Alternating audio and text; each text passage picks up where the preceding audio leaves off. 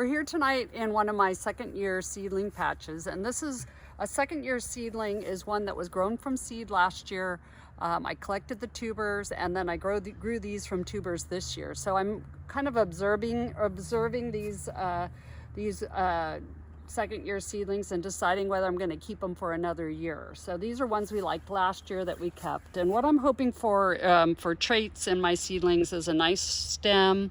I like it when the center's tight on these fully doubled types, and I also like the petals to go pretty far back.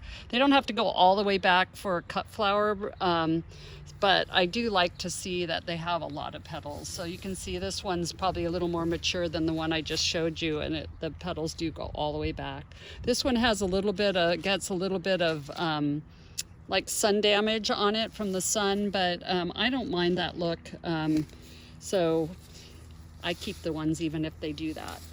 So here's an orange one that's really nice. It's sort of got a raspberry center and apricot kind of look. I've got some issues with cucumber beetles this time of year, so you can see the holes in the petals here and here and here.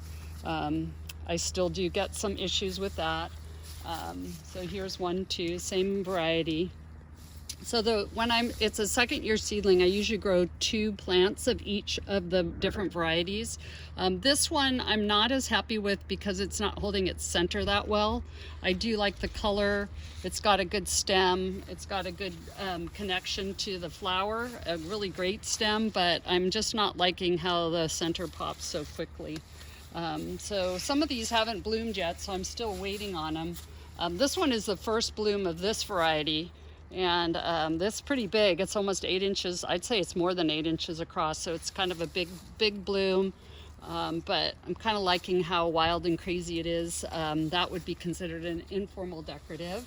And then compared to this one here, which is definitely a formal decorative with lots of petals that kind of march back just perfectly.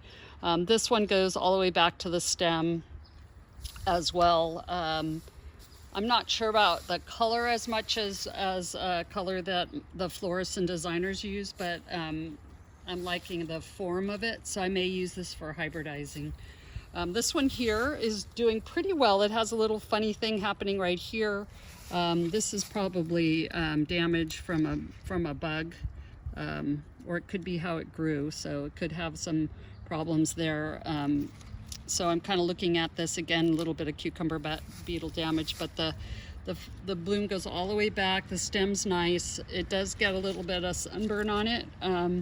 If you don't like that look, you could always put up umbrellas over it. If you're really in a sunny area and your blooms are doing some of this, you can shade them, and that always helps. So we're kind of at the end of the row here with this one here. This is a nice apricot one. And that's it for tonight.